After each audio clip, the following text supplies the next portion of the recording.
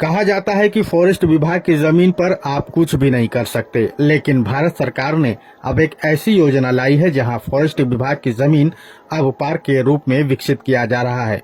भारत सरकार की एक महत्वाकांक्षी योजना है नगर वन योजना, जिसके तहत शहर के आसपास में फॉरेस्ट की जो भी जमीन है उसे ग्रीनरी के रूप में परिवर्तित किया जा रहा है।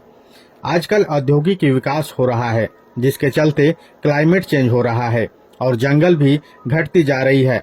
ऐसे में शहरवासियों को अच्छा वातावरण मिल सके, इसके लिए फॉरेस्ट विभाग फॉरेस्ट की वैसी जमीनों को चिन्हित कर रही है जो हाईवे के किनारे है। ऐसे जमीनों को चिन्हित करके अब फॉरेस्ट विभाग के द्वारा उसे नगर वन का स्वरूप दिया जा रहा है, जिसे एक पार्क के रूप में विकसित किया जाएगा, जिसमें रेस्टोरेंट से लेकर वोटिंग और जॉगिंग की व्यवस्था होगी। बोकारो में भी ऐसे ही जमीन को फॉरेस्ट विभाग के द्वारा चास के कांड्रा में चिन्हित किया गया है, जो नेशनल हाईवे के किनारे है।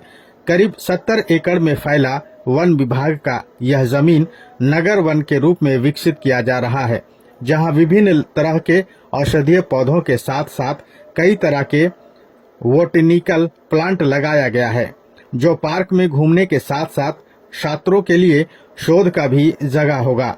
इस नगर वन के 70 एकड़ जमीन पर चारदीवारी कर दी गई है।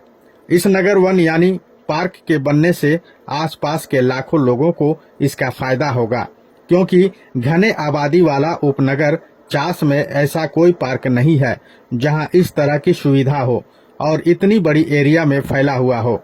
ऐसे में चास शहर से सटा हुआ कांड्रा में ये पार्क बनने से न केवल शहरवासियों को बल्कि आसपास के ग्रामीण इलाकों के लोगों के लिए भी काफी फायदेमंद साबित होगा।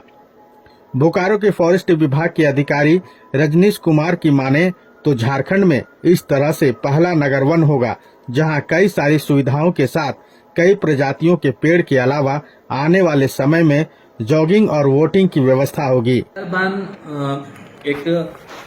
क्योंकि फंड का समस्या रहता है, जो फंड मिलते हैं काफ़ी सफिशिएंट नहीं होते हैं कि बिल्कुल पार्क का स्वरूप एक बार दिया जा सके।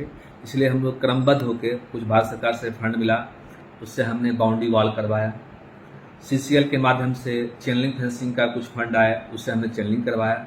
सबसे पहले हमारा प्राथमिकता था कि एरिया को सुरक्षित कर लें ताकि वहाँ पर लोग आ जा सकें।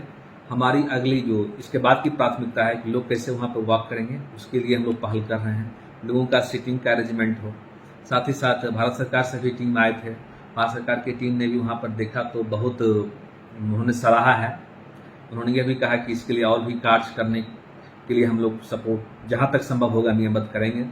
वहाँ पर देखेंगे कि चेक डैम में पानी भरपूर रहता है। एक एरिया